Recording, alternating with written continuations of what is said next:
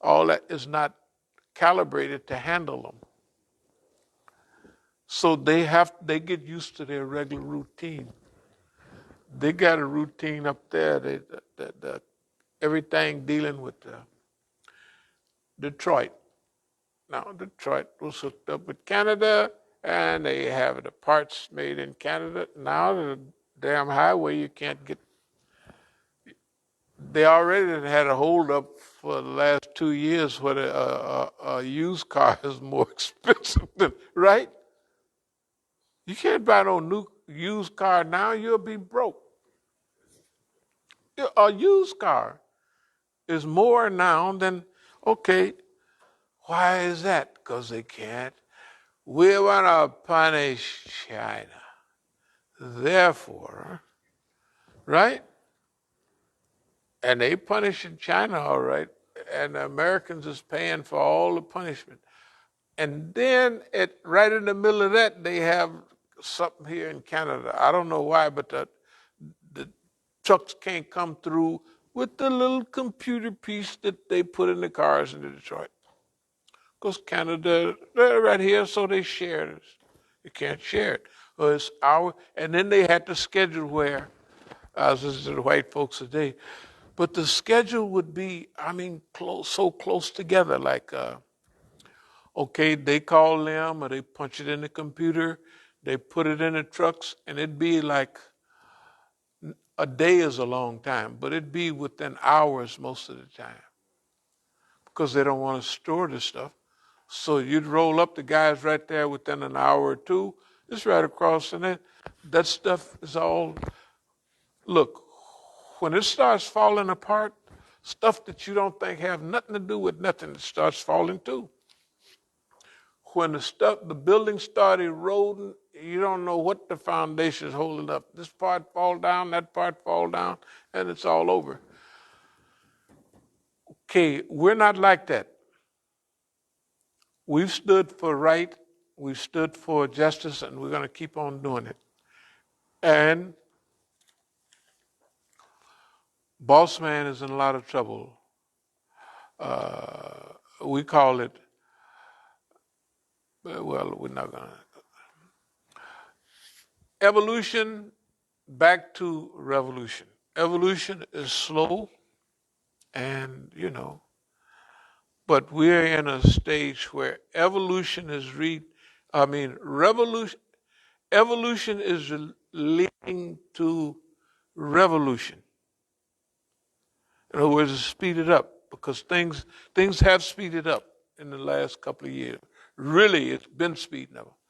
But now that revolution goes back and remixes with evolution. So you have a blend of things on this end moving fast and on this end moving slow.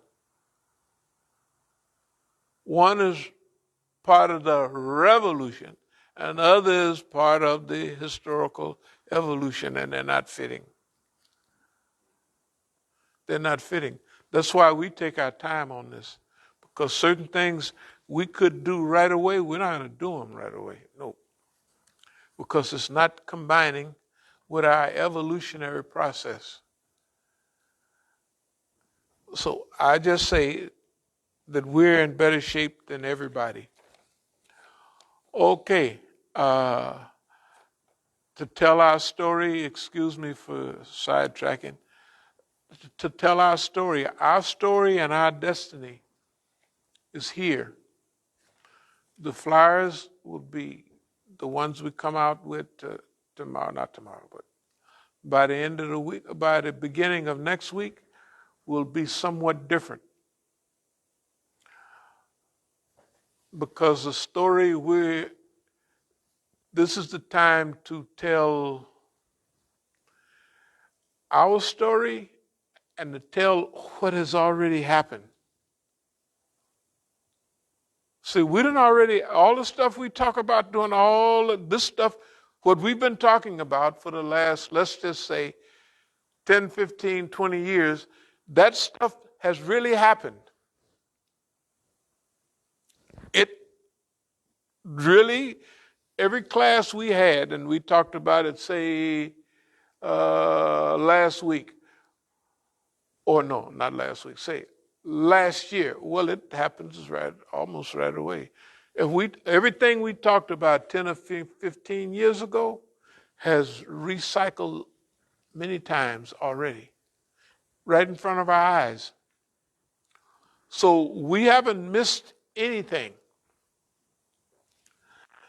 And everything we have done, not everything, but most of the things that we have done has been part of a designed plan.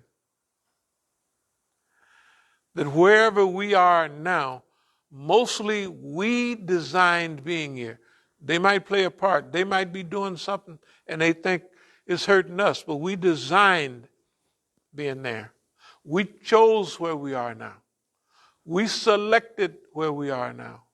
We have not responded to anything that happened there or there or there or even here because we wanted the environment to manipulate itself to be basically where it is now. And now we're not coming out of the closet. We've been out. Everything that we're doing, we said this thing. Everything that's happening, we have already said it over and over again. The redundancy is it's unbelievable. Nothing new. When we started the air war over 15 years ago, air war, psychological war. And the other thing is, we have told them right in front of their face what we're going to do. And we've done it. And we drugged them in. There's nothing they can do about it. There's absolutely nothing. We have described the battle space that we're in right now. And I say, never turn your back on an enemy unless it's to help a group of your people over there, or unless it's a strategy, a stratagem of war, right? That's what the Quran says.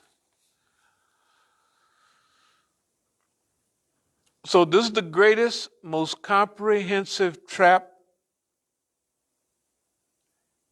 in U.S. history.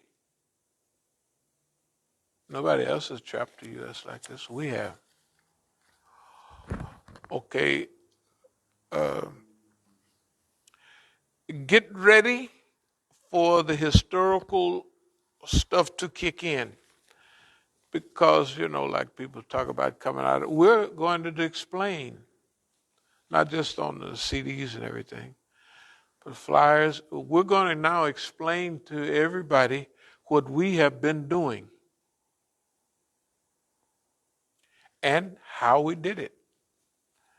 And even little bit parts of why we did it. Because, first of all, Boss Man is even now in his not maximum, but in his heavily laden stupidity.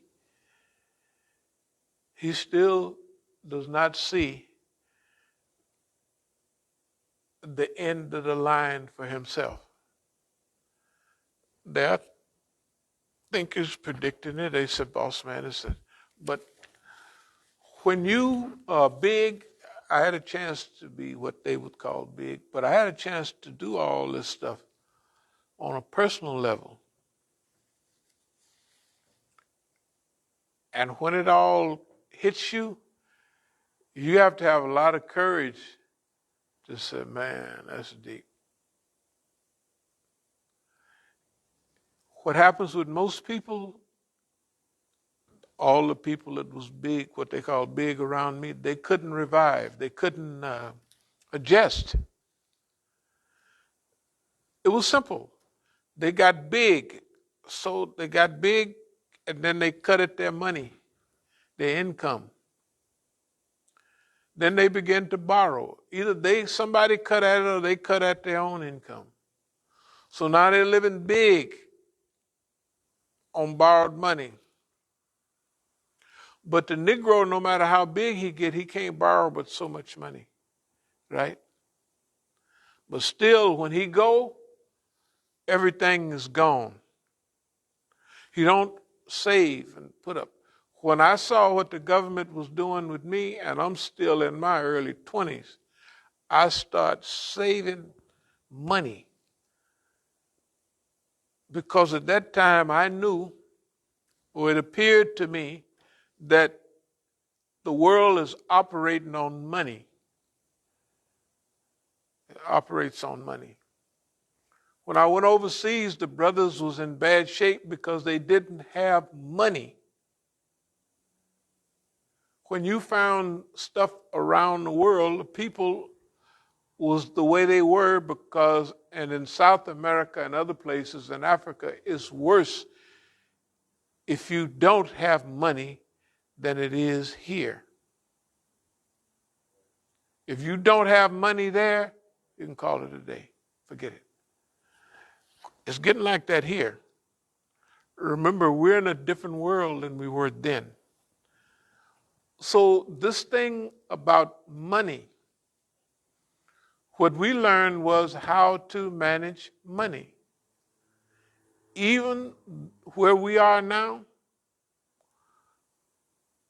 we are where we are now because we are part of a design program to get us where we are.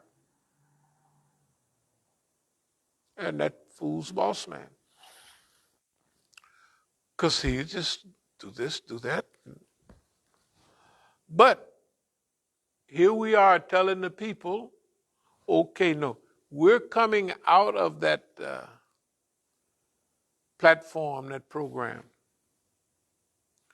We're going to use everything we got to, like, how do I want to put it? Here, we're going to, what they call, we're going to get wealthy and powerful again before we use the money, the $300 million we're going to get in California and here for what they've done. They've already done that. We don't have to do, when we get ready, we'll go get that. But we're not going, they want us to do it now. We're not doing it now. First thing we're going to do is just like we're doing now. We're saying, no, we're going to show the world that it ain't about money this time. It's about ethics, and it's about morals. And we're going to get big, what they call big, from right now. We're going to do it ourselves. Yeah. So when we go back to California to get our money, we're going to be rich already here. And we're not leaving until we do get that. Yeah, but it's, the whole world is right here in open arms waiting for us. We're, hey man, the people think we're in bad shape. We're in good shape. Everybody knows technically who we are. They technically know. Even the Negroes who's here, they know we ain't did nothing to them, we ain't did nothing to nobody else. However they left, their pockets and their jaws was puffed all up. They never left empty-handed, right? Nobody. No, they never left poor, empty-handed. Either their kid owed us $1 billion for being in school, or if it's Jalil, they owed us several months' rent, and you had to spend $1 zillion to patch up the shotgun holes and all that stuff, right? Nobody never, I mean, look, I'm telling you, nobody never lost anything materially for being around us. Like we were the cause of their downfall. We ain't got no money because of y'all, man. That's cold-blooded. Even in the midst of everybody hating us at the top period, we were able to manipulate the government, so the government was shooing us along. Oh, we're going to control them. Oh, Abdul Malik them is going to control this. Mukhtar them is going to control that. The people all around, the Sudanese, everybody, they're going to control all of this, that, and other, right? And we let them do it.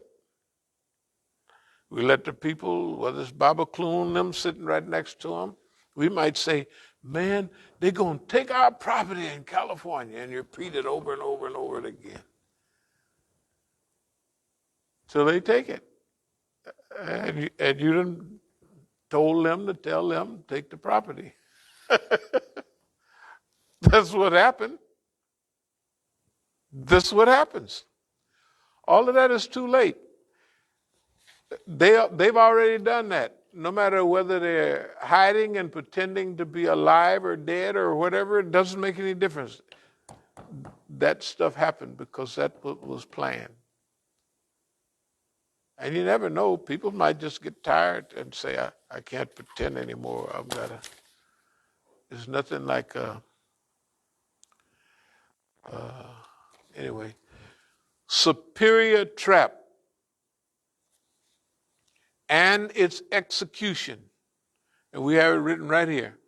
Bait, courage, one trap would do them in.